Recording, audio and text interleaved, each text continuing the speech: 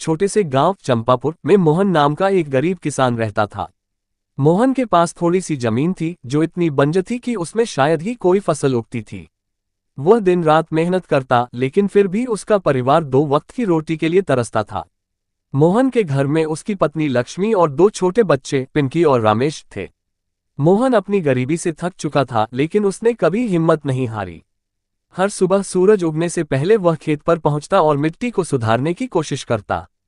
बारिश भी समय पर नहीं होती थी, जिससे फसलें अक्सर खराब हो जाती थीं। गांव के लोग भी मोहन की स्थिति देखकर अफसोस करते थे, लेकिन उनके पास भी उसकी मदद करने का कोई उपाय नहीं था। दुख भरी शुरुआत। गांव में कई बार सूखा पड़ चुका था।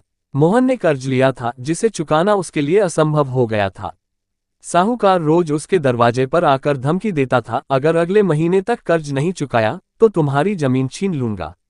लक्ष्मी ने मोहन को समझाया, हमेशा ईश्वर पर भरोसा रखो, शायद कोई चमत्कार हो जाए। लेकिन मोहन जानता था कि चमत्कारों पर भरोसा करना व्यर्थ है। एक दिन जब मोहन खेत से खाली हाथ घर लौट रहा था, तो उसने अपने बच्चों को भूख से रोते हुए देखा। यह दृश्य उसके लिए असहनीय था। उसने सोचा, मैं अपने परिवार को इस हालत में नहीं देख सकता, मुझे कुछ करना होगा। जंगल की यात्रा। अगले दिन मोहन लकड़ी काटने के लिए जंगल की ओर चला गया। उसने सोचा कि लकड़ियां बेचकर शायद वह कुछ पैसे कमा सके। वह जंगल में गहराई तक चला गया, जहां सन्नाटा था और केवल पक्षियों की आवाज सुनाई दे रही थी। लकड़ी काटते काटते मोहन ने देखा कि एक बूढ़ी महिला पेड़ के नीचे बैठी थी। वह बहुत कमजोर और भूखी लग रही थी। उसके कपड़े फटे हुए थे और उसका चेहरा धूल से भरा था। मोहन ने अपनी थैली में से बचा हुआ खाना निकाला और उसे महिला को दे दिया। महिला ने वह खाना खाया और पानी पीकर राहत की सांस ली। उसने कहा, बेटा, तूने आज मेरी जान बचाई है, मैं तुझे कुछ देना चाहती हूँ। मोहन ने विनम्रता से कहा, माता जी, मैंने तो बस अपना फर्ज निभाया है, मुझे कुछ नहीं चाहिए। महिला ने मुस्कुराते हुए अपने झोले से एक छोटा सा बैगन का बीज निकाला और मोहन को दिया। उसने कहा, इसे अपने खेत में बो देना, ये बीज जादुई है, ये तुम्हारी किस्मत बदल देगा। लेकिन याद रखना, इसे लालच के लिए इस्तेमाल मत करना। पहला चमत्कार। मोहन घर लौटकर आया और उसने वह बीज अपने खेत में बो दिया। उसने अपनी पत्नी लक्ष्मी को इस बारे में बताया। लक्ष्मी ने भी इसे चमत्कार मानकर प्रार्थना की। अगली सुबह जब मोहन खेत में गया तो उसने देखा कि जहां उसने बीज बोया था, वहां एक बड़ा सा पौधा उगाया था और उस पौधे पर बैगन लगे हुए थे। लेकिन ये बैगन साधारण नहीं थे, वे सोने की तरह चमक रहे थे। मोहन ने एक बैगन को तोड़ा और उसे गांव के सुनार के पास ले गया। सुनार ने बैगन को देखकर कहा, यह असली सोना है। उसने मोहन को उस बैगन के बदले बड़ी रकम दी। खुशहाली की शुरुआत। मोहन ने उस पैसे से सबसे पहले अपने कर्ज चुकाए। फिर उसने घर के लिए खाना और कपड़े खरीदे। अब उसके बच्चों के चेहरे पर मुस्कान लौट आई थी। मोहन ने जादुई पौधे का ध्यान रखा और हर दिन उससे बैगन तोड़कर बाजार में बेचता। गांव के लोग ये देखकर हैरान थे कि मोहन की किस्मत अचानक कैसे बदल गई। वह अब अमीर हो गया था, लेकिन उसने कभी अपने पैसे का घमंड नहीं किया। वह गांव के गरीबों की मदद करता और अपने खेत को और बेहतर बनाने में पैसे लगाता। पड़ोसी का लालच। मोहन का पड़ोसी रघु बहुत ईर्ष्यालु था। वह मोहन की तरक्की देखकर जलता था। उसने सोचा, अगर मुझे भी ये जादुई बैगन मिल जाएं, तो मैं मोहन से भी ज्यादा अमीर बन जाऊंगा। रघु ने मोहन से बैगन के बारे में पूछा, लेकिन मोहन ने सच नहीं बताया। उसने कहा, यह सब मेहनत का फल है। रघु ने तय किया कि वह मोहन के खेत से बैगन चुराएगा। रघु की चालाकी और सजा। एक रात रघु चुपके से मोहन के खेत में घुसा। उसने एक बैगन तोड़ा और घर ले आया। लेकिन जैसे ही उसने बैगन को तोड़ा, उसमें से सोने के बजाय जहरीले सांप निकल आए। सांप ने रघु का पीछा किया और वह डर के मारे भागा। अगले दिन रघु ने अपनी गलती मानी और मोहन से माफी मांगी। उसने कहा, मुझे माफ कर दो, मैंने लालच में आकर तुम्हारे बैगन चुराने की कोशिश की। मोहन ने उसे माफ कर दिया और कहा, लालच हमेशा बुरा होता है।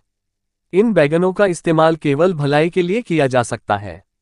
गांव की भलाई। मोहन ने अपनी कमाई से गांव में स्कूल, अस्पताल और कुएं बनवाए। उसने गांव के सभी गरीबों की मदद की। उसका नाम हर जगह आदर और सम्मान से लिया जाने लगा। कुछ समय बाद वह बूढ़ी महिला फिर से मोहन के सपने में आई। उसने कहा, तूने मेरी दी हुई चीज का सही इस्तेमाल किया। अब मैं तुझे आशीर्वाद देती हूँ कि तेरे खेत हमेशा उपजाऊ रहेंगे और तुझे कभी किसी चीज की कमी नहीं होगी। अंत और सीख। इस तरह मोहन की ईमानदारी और निस्वार्थता ने न केवल उसकी बल्कि पूरे गांव की किस्मत बदल दी। उसकी कहानी एक मिसाल बन गई। सीख, लालच का अंत हमेशा बुरा होता है, जबकि ईमानदारी और परोपकार से जीवन में सच्ची खुशियां मिलती हैं। लड़की डांस कर रही होती तो तुम उसके लिए भर भर के लाइक सब्सक्राइब करते हैं। क्या आज मेरे प्रभु श्री राम के लिए नहीं करोगे? और साथ ही कमेंट में श्री राम लिख देना। आगे आपका समय अच्छा बनी रहेगी। बहुत समय पहले की बात है। एक छोटे से गांव में अर्जुन नाम का एक किसान अपनी पत्नी सुमन और 2 बच्चों के साथ रहता था।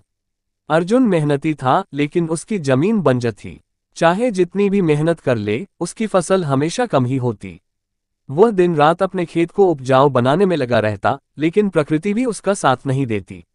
गांव के अन्य किसान भी अर्जुन को देखकर ताने मारते, तुम्हारी मेहनत का कोई फायदा नहीं है अर्जुन, यह जमीन कभी कुछ नहीं देगी, इसे छोड़ दो और शहर जाकर कोई काम ढूंढ लो। लेकिन अर्जुन का विश्वास अधिक था। वह सोचता था, अगर ईमानदारी से मेहनत की जाए तो एक दिन भगवान जरूर मदद करेंगे। अजनबी का आगमन। एक दिन अर्जुन जंगल के रास्ते अपने खेत से लौट रहा था। वह थका हुआ और भूखा था। रास्ते में उसे एक बूढ़ा आदमी दिखाई दिया, जो सफेद बालों और लंबी दाढ़ी के साथ एक चोगा पहने हुए था। बूढ़ा आदमी कमजोर लग रहा था और उसके हाथ में एक लकड़ी की छड़ी थी। अर्जुन ने उसकी ओर देखा और तुरंत उसके पास गया। बाबा, क्या आप ठीक हैं? अर्जुन ने चिंता से पूछा। बूढ़े ने धीरे से कहा, पुत्र, मैं कई दिनों से भूखा हूं। क्या तुम्हारे पास कुछ खाने को है? अर्जुन के पास अपनी पत्नी द्वारा दी गई आखिरी 2 रोटियां थीं। उसने बिना कुछ सोचे एक रोटी बूढ़े को दे दी। बूढ़े ने रोटी खाए और उसकी आंखों में चमक आ गई। तुम बहुत दयालु हो पुत्र, मैं तुम्हारी मदद करना चाहता हूं।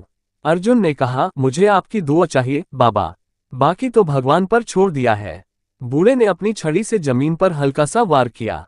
अचानक जमीन से एक बेल उग आई, जिस पर गहरे बैंगनी रंग के चमचमाते अंगूर लगे थे। बूढ़े ने कहा, यह कोई साधारण बेल नहीं है, ये जादुई अंगूर की बेल है।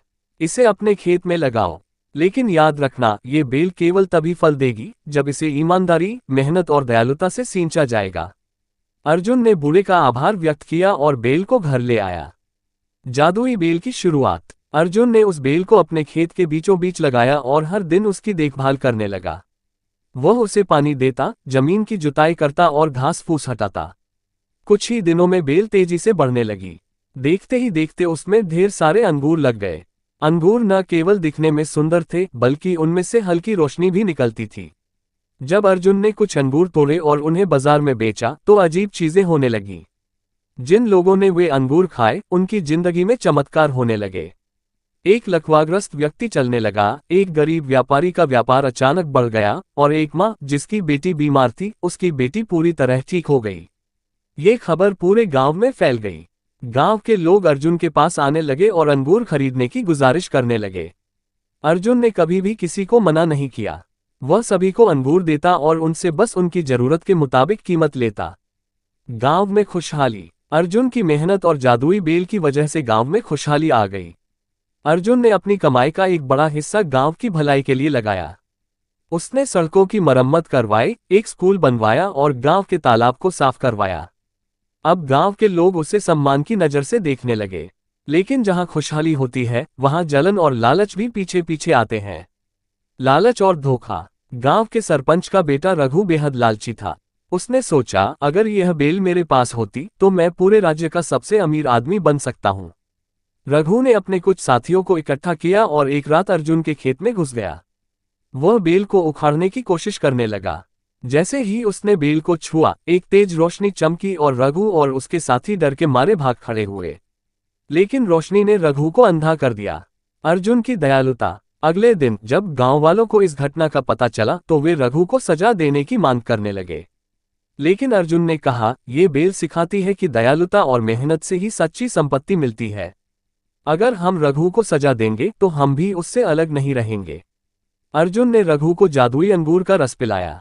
कुछ ही देर में रघु की आंखों की रोशनी वापस आ गई। वह अर्जुन के पैरों में गिरकर माफी मांगने लगा। अंगूर का बगीचा अर्जुन ने गांव वालों के साथ मिलकर और जादुई अंगूर की बेलें तैयार की। उसने हर किसान को एक एक बेल दी और उन्हें मेहनत और ईमानदारी से उसकी देखभाल करने की सलाह दी। धीरे धीरे पूरा गांव जादुई अंगूर के बगीचे में बदल गया। अब गांव में कोई भूखा या गरीब नहीं रहा। संदेश। इस कहानी ने पूरे राज्य में ये संदेश फैलाया कि मेहनत, ईमानदारी और दयालुता से ही सच्ची खुशहाली मिलती है।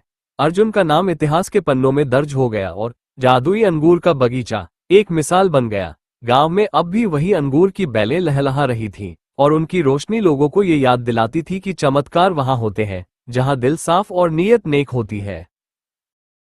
लड़की डांस कर रही होती तो तुम उसके लिए भर भर के लाइक सब्सक्राइब करते हैं। क्या आज मेरे प्रभु श्री राम के लिए नहीं करोगे? और साथ ही कमेंट में श्री राम लिख देना। आगे आपका समय अच्छा बनी रहे।